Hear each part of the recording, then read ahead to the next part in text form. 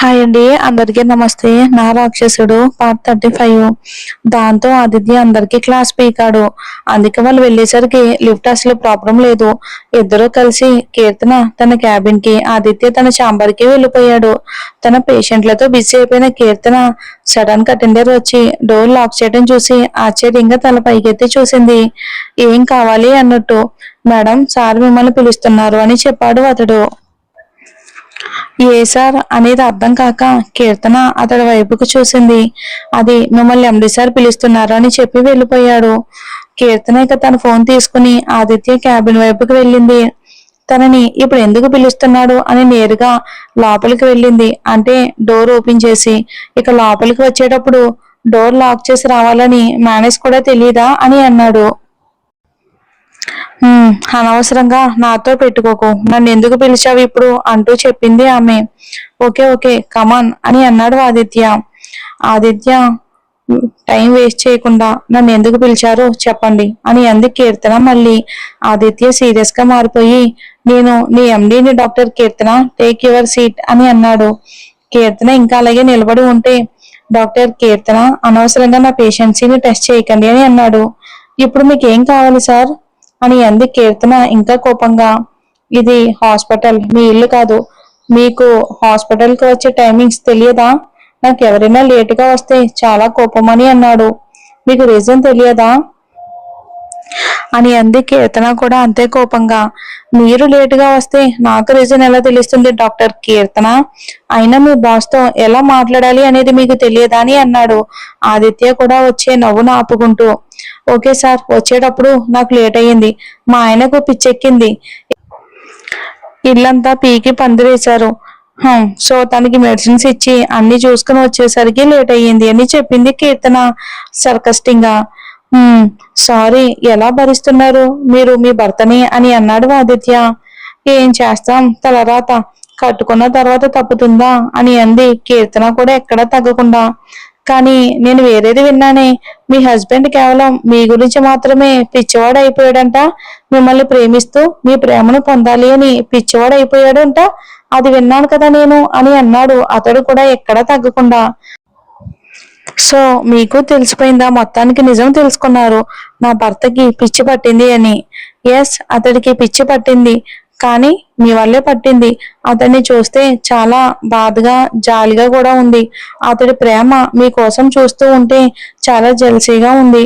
సర్లేండి, మీరు భార్య భర్తల విషయం నాకెందుకులే, కానీ నాకు హార్ట్ లో ఏదో పెయిన్ గా ఉంది, కొంచెం చూస్తారా?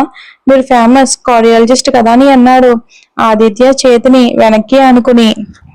కీర్తన చిరాగ్గా చూస్తూ అక్కడ సెతస్కోప్ ఒకటి తీసుకుని అక్కడికి దగ్గరగా వచ్చి చెవుల్లో పెట్టుకుని టెస్ట్ చేస్తున్నట్టు నిలబడింది. ఆదిత్య ఇంకా ప్రేమగా చూశాడు ఆమె వైపుకు. ఆమె ఎలా టెస్ట్ చేస్తూ ఉంటే, oh my god Aditya sir, నిజంగానే చాలా బ్యాడ్ న్యూస్ తెలుసా? మీకు అసలు హార్ట్ అనేది లేదు అని చెప్పింది కీర్తన వచ్చే నవ్వును ఆపుకుంటూ, కంగారుగా అతడి వైపుకు చూస్తూ. అవును, ఆ విషయం నాకు తెలుసు, నాలో నా మనసు లేదు కదా అని అన్నాడు ఆదిత్య అంతే ప్రేమగా ఆమె వైపుకు చూస్తూ. కీర్తన ఏంటి అంటూ రెండు కనుబొమ్మలు మడిచింది. అవును, నేను నా మనసు మా ఆవిడికి ఇచ్చేస్తే మరి నా దగ్గర ఎలా ఉంటుంది అని అన్నాడు. కీర్తన అతడి వైపుకు చూసి సెతస్కోప్ పక్కన పెట్టేసి అక్కడి నుండి వెళ్ళిపోవాలి అని చూసింది. కానీ ఆదిత్య ఆమెకు అస్సలు ఛాన్స్ ఇవ్వకుండా ఆమె చెయ్యి పట్టుకుని విసురుగా లాగటంతో నేరుగా వచ్చి అతనిపై వాలింది. ఆమెను తన ఒడిలో కూర్చోబెట్టుకుని గట్టిగా హత్తుకున్నాడు. సార్, ఏం చేస్తున్నారు మీరు? మీరు ఇలా ఒక ఎంప్లాయీతో ఫ్లర్ట్ చేయటం చాలా తప్పు తెలుసా? వాళ్ళ ఆయన ఏమనుకుంటారు? వదలండి, నేను వెళ్ళాలి అని చెప్పింది కీర్తన కోపంగా. ఇది లంచ్ టైం బేబీ, అర్థమవుతుందా? నువ్వు నా స్వీట్ వైఫీ. నేను కౌగిలించుకుంది మీ ఆయనే కదా బేబీ, ప్రాబ్లం లేదు అని అన్నాడు. నీ భార్యను, అంతే కదా అని అంది కీర్తన ఇప్పుడు ఈ టైంలో అంటూ చూసింది అతడి వైపుకు. ఎస్ అని అన్నాడు ఆదిత్య చాలా హుషారుగా. అంతే, అతడు ఆ మాట అనగానే అక్కడ ఉన్న వస్తువులు తీసుకుని అతన్ని కొట్టడం మొదలుపెట్టింది. నీకు ఈ మధ్య అల్లరి బాగా ఎక్కువైపోతుంది, ఊరికే నన్ను విసిగిస్తూ ఉన్నావు అంటూ ఆదిత్య ఆమె చేతుల నుంచి తప్పించుకుని ఆమె రెండు చేతులు పట్టుకుని గట్టిగా ఆమెను ఇంకా కౌగిట్లో బంధించి ఆమె రెండు చెంపల మధ్య ముద్దు పెట్టి పెదవులు అందుకున్నాడు. కొన్ని క్షణాల తర్వాత వదిలాడు. కీర్తన అసలు అతడి వైపు చూడలేకపోయింది. వదులు, నేను వెళ్ళాలి, ఇది హాస్పిటల్ అని అంది. ఓకే, కానీ ఒక కండిషన్ అని అన్నాడు ఆదిత్య. ఇంకా ఆమె నడుం చుట్టూ చేతులు బిగించి. ఏంటి అని చూసింది కీర్తన. ఐ లవ్ యూ చెప్పు, వదులుతాను అని అన్నాడు ఆదిత్య ఆమెకు మరింత దగ్గరగా వచ్చి, మెడలో ఉన్న ఆమె మంగళ సూత్రంతో ఆడుకుంటూ. కీర్తన అతడి వైపుకు చూసి బలవంతంగా అతని చేతుల నుంచి విడిపించుకుని అక్కడి నుండి ముందుకు వచ్చింది. ఆదిత్యకు తను అలా చేస్తే కొంచెం బాధగా అనిపించింది. డోర్ ఓపెన్ చేసుకుని వెళ్ళిపోవాలి అని చూసిన ఆమె వెనక్కి తిరిగి, ప్రేమ అనేది నువ్వు ఫోర్స్ చేస్తే రాదు ఆదిత్య, నీ డబ్బు పవర్ ఉపయోగిస్తే కూడా రాదు. నీ డబ్బును చూసి చెప్, నేనైతే రాను, నేను వెళ్ళాలి అంటూ అక్కడి నుంచి వెళ్ళిపోయింది కీర్తన. కానీ ఆదిత్య తన వెనకాలే వెళ్ళాడు. అప్పటికే కీర్తన కళ్ళల్లో కన్నీళ్ళు వచ్చాయి. ఆమెను చూడగానే ఆదిత్య అలాగే ఆమె చేతిని పట్టుకుని బయటికి తీసుకుని వచ్చి నేరుగా కారులో కూర్చోబెట్టి ఇంటికి డ్రైవ్ చేశాడు. ఆదిత్య, ఎక్కడికి తీసుకుని వెళ్తున్నావు అని అంటూ అడిగింది కీర్తన. ఆదిత్య అస్సలు మాట్లాడలేదు. ఒక చేతితో ఆమె చేతిని పట్టుకుని నేరుగా తనని ఇంటికి తీసుకుని వచ్చి బయట నుంచి ఆమెను ఎత్తుకుని తమ బెడ్రూమ్ లోకి తీసుకుని వెళ్ళాడు ఆదిత్య. ఏం చేస్తున్నావు అంటూ అడుగుతూనే ఉంది కీర్తన. ఆమెను అలానే బెడ్ మీద కూర్చోబెట్టి ఆమె ముందర కూర్చున్నాడు.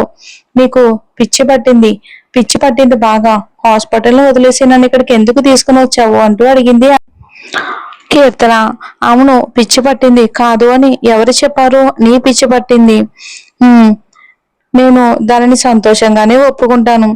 కీతు, ప్లీజ్ రా, ఇదంతా వదిలేద్దాం, ఇద్దరం హ్యాపీగా ఉందాం, ఈ రోజు నుంచి మన ఇద్దరి మధ్య ఉన్న ప్రాబ్లం కి ఎండ్ చేద్దాం అని అన్నాడు ఆదిత్య. కీర్తన ఏమీ అర్థం కాకుండా చూసింది అతడి వైపుకు. వెయిట్ అంటూ ఆదిత్య కిందకి వెళ్లి వారిద్దరి కోసం కాఫీ స్నాక్స్ తీసుకుని వచ్చి ఆమె ముందర పెట్టాడు. కాఫీ తాగు అంటాడు. కాఫీ కావాలి అంటే నన్ను అడగొచ్చు కదా, నేనే చేసేదానని అని చెప్పింది కీర్తన దాని వైపుకి చూసి. ఎందుకు? నేను కాఫీ ప్రిపేర్ చేస్తే అది పాయిజన్ అయిపోతుందా అని కొంచెం కోపంగానే అడిగాడు. దానికి కీర్తన ఒక్క మాట కూడా మాట్లాడలేదు. మౌనంగా కాఫీ కప్ తీసుకుంది. ఆదిత్యకు ఆమె తన మాటలకు బాధపడుతుందని అనిపించింది. ఆమెకు మరింత దగ్గరగా వచ్చి ఆమె చేతులను పట్టుకుని, ప్లీజ్ ఈ యాక్టింగ్ ఆపేవా? నీకు రానిది నువ్వెందుకు చేస్తున్నావు? నాకు తెలుసు నువ్వు నాపై కోపంగా లేవు, కేవలం యాక్టింగ్ చేస్తున్నావు అని అన్నాడు. ఆ మాటకి కీర్తన మరింత షాక్ అయిపోయి చూసింది అతడి వైపుకు. నీ గురించి నాకు మొత్తం ఏ టు జెడ్ తెలుసు కీర్తన. నువ్వు నా మీద కోపంగా లేవు, నేనంటే నీకు ప్రాణం, ప్రేమ. మరి ఎందుకు ఈ యాక్టింగ్ కూడా నువ్వు సరిగ్గా చేయటం రావట్లేదు కదా నీకు? నాకు అర్థం అవుతుంది. మన బేబీ చనిపోవటానికి కారణం నేను. నాకు ఎంత డిప్రెషన్ గా ఉందో తెలుసా? చాలా దరిద్రంగా ఉంది. ఎంత గిల్టీగా ఉందో అనేది నేను నిజంగానే భరించలేకపోతున్నాను. నువ్వు కనుక నన్ను ఈ విషయం నుంచి డైవర్ట్ కనుక చేసి ఉండకపోతే ఏమైపోయేవాడినో తెలియదు. కానీ నువ్వు అనవసరంగా మన మధ్య కావాలి అని గొడవ పెట్టుకుని నన్ను దానిపై నుంచి ఆలోచన తప్పించావు. మన బేబీపై నుంచి నీపై ఆలోచన రప్పించావు. ఇక నీ ప్రేమ తిరిగి పొందేటట్టు చేశావు. ఇక ఆ మ్యాటర్ అందుకని నీ దగ్గరికి వచ్చింది. నేను మొత్తం మర్చిపోతాను అని. ఆ విషయం నీకు బాగా తెలుసు. నీ ప్రేమ కన్నా నాకు ఏది ఇంపార్టెంట్ కాదు. ప్లీజ్ ఇంకెలా యాక్టింగ్ చెయ్యకు, నేను నిజంగానే భరించలేకపోతున్నాను. ఆ మాట వినగానే కీర్తన అతని గట్టిగా హత్తుకుని ఇద్దరు అలాగే చాలా సేపటి వరకు ఏడుస్తూ ఉండిపోయారు. తర్వాత నిదానంగా కీర్తన అతడికి దూరం జరిగింది ఏదో జరిగిపోయింది. నువ్వు బాధపడితే నేను చూడలేను ఆదిత్య, అయిపోయింది కదా. బేబీ ఉంటే బాగుండేది, కానీ నీ కళ్ళల్లో బాధ మాత్రం అస్సలు చూడలేను. మనం జరిగింది మార్చలేకపోవచ్చు, కానీ మన ముందర అందమైన ఫ్యూచర్ ఉంది కదా. అనవసరంగా జరిగిపోయిన దానిని తలుచుకుంటూ భవిష్యత్తును ఎందుకు మనం పాడు చేసుకోవడం? అందులోనూ ముఖ్యంగా నువ్వు ఫీల్ అయితే నేను భరించలేను అని చెప్పింది. అలాగే అతడి కళ్ళల్లోకి ప్రేమగా చూస్తూ, అయితే నువ్వు నన్ను క్షమించవా అని అన్నాడు ఆదిత్య ఆమె వైపుకు చూస్తూ. జరిగిపోయిన దానిని గురించి ఆలోచించవు కదా అని అన్నాడు. కష్టమే, కానీ మర్చిపోవడానికి ప్రయత్నిస్తాను. నీ అల్లరిలో ఆ బిడ్డ కన్నా ఈ బిడ్డ చేసే అల్లరి మరీ ఎక్కువగా ఉంటుంది అంటూ అతడి హెయిర్ ని సెట్ చేసింది. ఆమె దగ్గరకు వచ్చి ఆమె ఎలా స్వచ్ఛంగా నవ్వుతూ ఉంటే ఎంత జరిగినా కూడా ఆమె అసలు ఎలా నవ్వగలుగుతుంది అని ప్రతిసారి అతడికి నిజంగానే చాలా ఆశ్చర్యంగా అనిపిస్తుంది. నీకు నాపైన కోపం రాదా అని అన్నాడు ఆదిత్య. తన వైపుకు చూస్తూ, నేను ప్రేమిస్తున్నాను ఆదిత్య. నిజంగానే ప్రేమ అంటే ఏంటో తెలుసా? ఇక పక్కను పంచుకోవటం కాదు, ఎదుటి మనిషిని ధైర్యంగా నిలబెట్టుకోవటం, వాళ్ళని కించపరచకుండా చూసుకోవటం, మన ప్రేమను చూపించడం, మాటలతో చేతలతో వాళ్ళని హట్ కానివ్వకుండా చూసుకోవటం, ప్రతిసారి నేను ఉద్ధరిస్తున్నాను అనేటటువంటి ఒక స్లోగన్ లా కాకుండా నిజంగానే ప్రేమించడం. ఒక మనిషిని మనం నిజంగా ప్రేమిస్తే ఆ మనిషిని ఎప్పుడు మనము మన మాటలతో గాని చేతలతో గాని బాధ పెట్టాలి అని అనుకోము. ఒకవేళ అలా చేస్తున్నాము అంటే వాళ్ళని అసలు మనం ఎప్పుడు ప్రేమించలేదు అని అర్థం. ఆ ప్రేమ కేవలం అవసరాలకి మాత్రం వచ్చిందని, అంతే. అవసరం తీరిపోయాక ఆ ప్రేమ పోతుంది. అందుకే కోపం వస్తుంది. అవసరానికి ప్రేమ అని పెద్ద పేరు పెట్టడం ఎందుకు చెప్పు? కీర్తన, ఐ లవ్ యూ అని అన్నాడు ప్రేమగా. ఆదిత్య ఆమెను అలానే గట్టిగా కౌగిలించుకుని, ప్లీజ్ కీర్తన, నన్ను వదిలిపోకు, నిజంగానే నువ్వు లేకపోతే ఏమైపోతాను అని అన్నాడు కంటి నిండా నీళ్లతో. కీర్తన అతడికి దూరం జరిగి కన్నీళ్లు తుడిచింది. ఎక్కడికి వెళ్ళను అంటూ. ప్లీజ్ కీర్తన, గతంలో నేను చాలా తప్పు చేశాను, నా వల్ల నువ్వు భయపడ్డావు. కానీ ఇప్పుడు నేను మారిపోయాను, అలా ఇంకెప్పుడు ప్రవర్తించను. నువ్వు నన్ను చూసి భయపడడం కూడా నాకు అసలు ఏమాత్రం నచ్చడం లేదు. కేవలం నీ కళ్ళల్లో ప్రేమ, సంతోషం మాత్రమే కనపడాలి, భయం కాదు. నీకేమనిపిస్తే అదే చెయ్యి అని అన్నాడు ఆదిత్య. ఐ ప్రామిస్ ఆదిత్య, ఈ క్షణం నుంచి ఎప్పుడు సంతోషంగా ఉండడానికి ప్రయత్నిస్తాను. నువ్వు కూడా జరిగింది అసలు గుర్తు చేసుకోకు అని చెప్పింది కీర్తన అతడి వైపుకు చూస్తూ. కీర్తన అలా చెప్పగానే ఆదిత్య ఇంకా ప్రేమగా ఆమెను హగ్ చేసుకుని ఆమె లిప్స్ అందుకున్నాడు. ఆ తర్వాత ఇద్దరు అలాగే తమ ప్రపంచంలో ఫుల్ గా మునిగిపోయారు. ఆ రోజు రాత్రి మొత్తం ఇద్దరికి అసలు నిద్ర లేదు. పూర్తిగా తెల్లవారిన తర్వాత బద్ధకంగా లేచిన ఆదిత్య ఇంకా కీర్తన తనను చుట్టుకుని పడుకుని ఉండడం చూసి ప్రేమగా ఆమె నుదుటి మీద ముద్దు పెట్టి ఆమెను జాగ్రత్తగా పక్కనే పడుకోబెట్టి మార్నింగే తను రెడీ అయ్యి ఆమె కోసం బ్రేక్ఫాస్ట్ చేశాడు ఆదిత్య. నిద్రలో ఆదిత్య కోసం వెతికిన కీర్తన అతడు కనిపించకపోవడంతో నిదానంగా కళ్ళు ఓపెన్ చేసి చూస్తుంది. ఎవరూ కనిపించలేదు. అటు ఇటు చూస్తూ ఉన్నప్పుడు పక్కన ఒక చిన్న నోట్ కనిపించింది. గుడ్ మార్నింగ్ డియర్, రెడీ అయ్యి కిందకి రా అంటూ ఒక గులాబీ పువ్వు కూడా ఉంది దానిపైన. దానిని చూడగానే ఆమె పెదవులపై అందమైన స్మైల్ ఒకటి వచ్చింది. ఇంకా లేచి రెడీ అయ్యి కిందకు వచ్చేసరికి ఆదిత్య డైనింగ్ టేబుల్ పైన బ్రేక్ఫాస్ట్ సర్దుతూ ఉండడం చూసి సర్ప్రైజింగ్ గా ఫీల్ అయ్యింది. ఏం చేస్తున్నావు నువ్వు అంటూ. బ్యూటిఫుల్ వైఫ్ కోసం తనకి ఇష్టమైన బ్రేక్ఫాస్ట్ చేశాను అంటూ తల కిందికి దించి చెప్పాడు Aditya.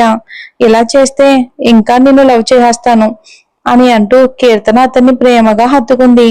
You are so beautiful gorgeous అని అన్నాడు ఆదిత్య తన కళ్ళల్లోకి చూస్తూ.